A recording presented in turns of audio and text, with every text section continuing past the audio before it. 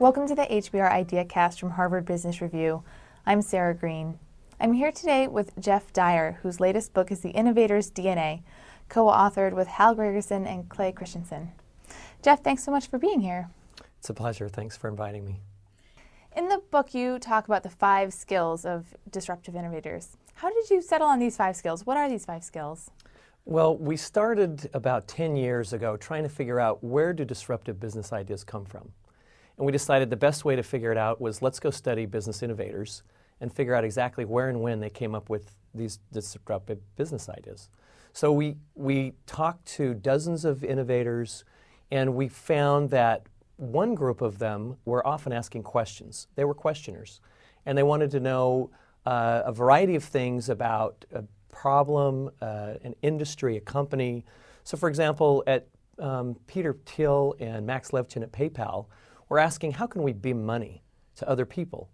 And this led for them to come up with the idea that maybe they could attach money to an email, and this led to the emergence of PayPal. Others were observers. For example, Howard Schultz took a trip to Italy. He began observing espresso bars. He loved the romance, the coffee, and he said, I got to take this back to America. He adapted it, brought it back, and here we have Starbucks. Others were networkers. Mike Lazaridis, who started Research in Motion, maker of the BlackBerry, was listening to a fellow talk about how Coke machines could wirelessly tell the distribution center, I'm out of Coke and I need to be refilled. And he thought, wouldn't it be cool if everybody had like an interactive pager device that could wirelessly send information to others that they wanted to send it to? So networking was the catalyst for the new innovation in the idea. And finally, others were experimenters. So Michael Dell was an experimenter, taking things apart, putting them back together, especially computers during his high school days.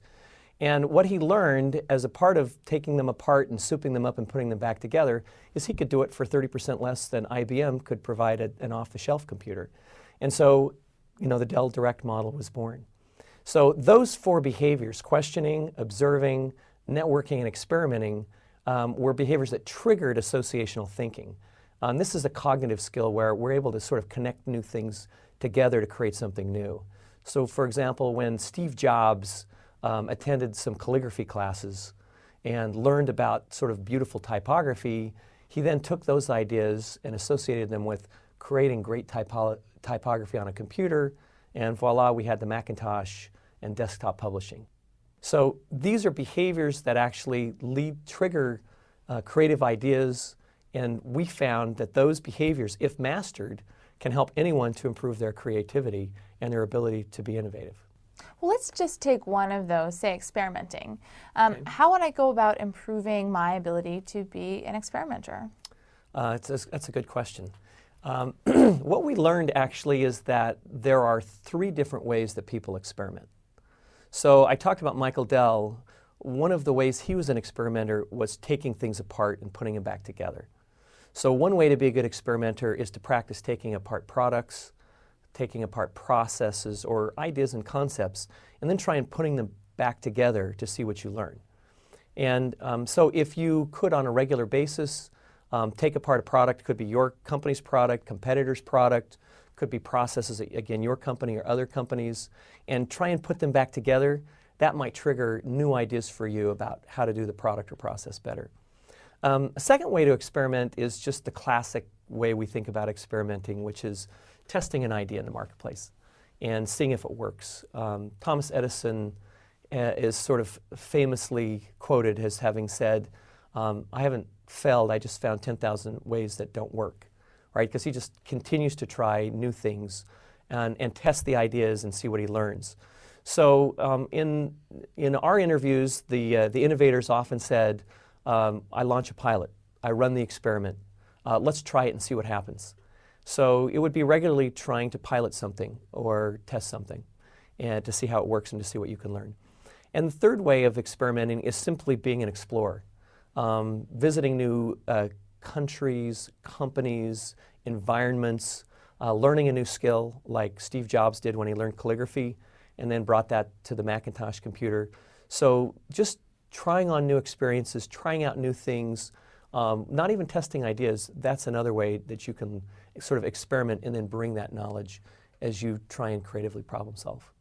So if you wanted to sort of help your team master some of these skills, how could you go about encouraging them to do so when they may feel they're already very busy with their real jobs? Sure. Well, at first it may feel like this is extra work. But let's face it, if your company doesn't do anything new or different in the next 10 years, 10 years from now, you'll be way behind. You've got to do new things. So the first step is you got to create a culture and a set of processes that encourage people to question, that encourage them to challenge the status quo, and to legitimize that that's okay here in our team or in our organization. Second, you got to create some processes and time for them to go observe, whether it's observing customers, whether it's observing other companies. For example, Google and Procter & Gamble actually organized employee swap. For about 2 months, their marketing and HR employees just went and lived at the other organization to see how they did things. And then they brought those ideas back to their company.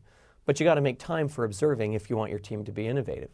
Of course, networking is another thing you can do, giving them opportunities to go to conferences, bringing in people from the outside, maybe a weekly lunch where you bring in someone that has a different background and knowledge to talk to your group, to give their perspective on your problems and challenges would be another way you could sort of build networking skills in your team.